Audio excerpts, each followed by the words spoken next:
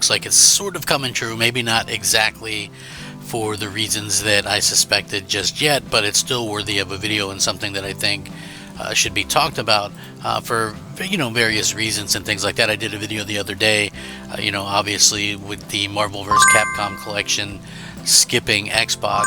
It just kind of ties into the long list, and I know that it looks like we'll be getting the Final Fantasy games before too long, due to Square Enix and things like that, but I don't think that really has anything to do with Xbox per se. I don't think Xbox is going to go in and save the day on that. I think it just makes sense as a third-party developer to put your stuff in as most places as possible to maximize your profits and things like that. And again, I think the fact that it looks like these games will probably be digital only on Xbox really takes the risk out of it for developers. But still, Sony's had a long list of third-party exclusives, stuff that they've funded, stuff that they've published, stuff like Stellar Blade, Rise of the Ronin, obviously Silent Hill 2, the Final Fantasy games. These are all games that obviously,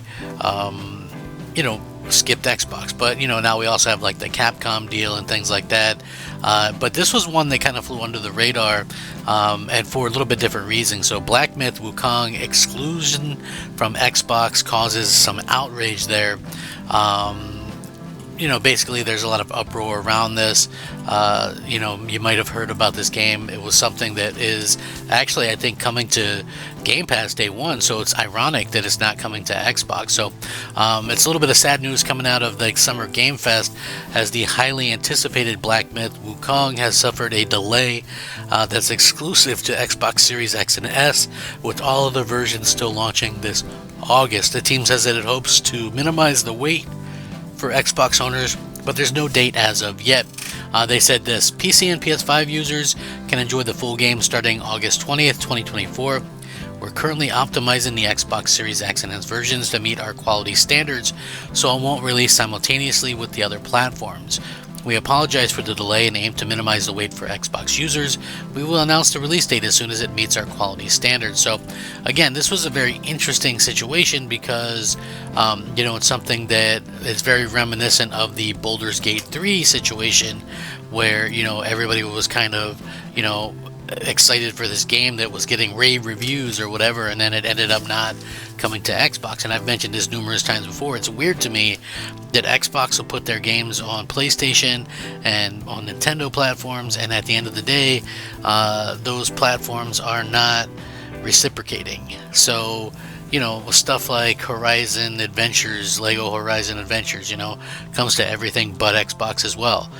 But again, Sony wouldn't want to put anything on Xbox because they're supposedly competing with each other. Although I don't really consider them competing anymore. Once you start putting your games on competing platform, it's not really a competition anymore. But again, it's like you have stuff like this. You had Baldur's Gate with the same situation. So what is the culprit behind this? That's I think the one thing that a lot of people are probably talking about more than anything. But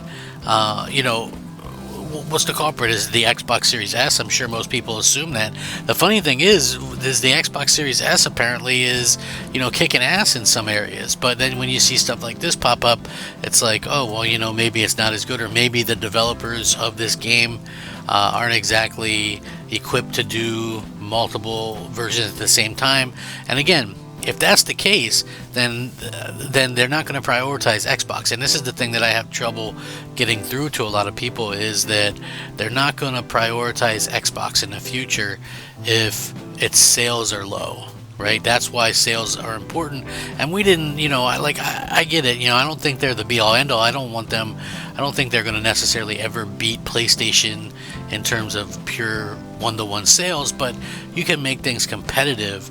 And especially like in North America, if you have that market, which they've shown that they can win that market before by a large margin, which they did with the 360, something like 20-25 million more units in North America sold on the 360 than opposed to the PS3. But if you can win that market, developers will maximize your versions, right? They'll take more priority of your versions of the games. If you remember, the PS3 got worse versions of games almost every single time, and Microsoft could do something like that here.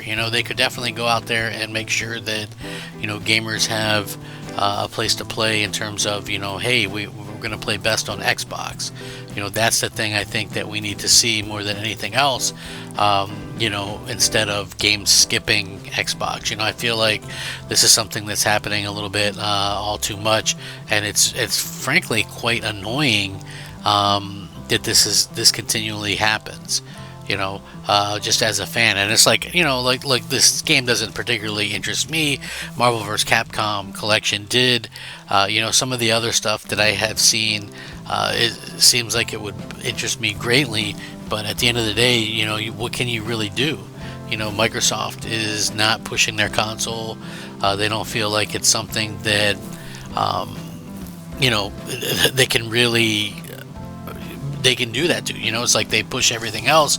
It's like, oh, we don't care if you buy your console. We don't care if this is like sort of the fallback of that. And then there's also the situation when I've seen people say something along the lines of, hey, we're gonna go ahead and kind of announce that this game is coming here, or here. And I've always just thought that was kind of silly because, at the end of the day, Microsoft is in the business of making money, and if they can make money, then I guess they'll do whatever they can to try and continue to make money.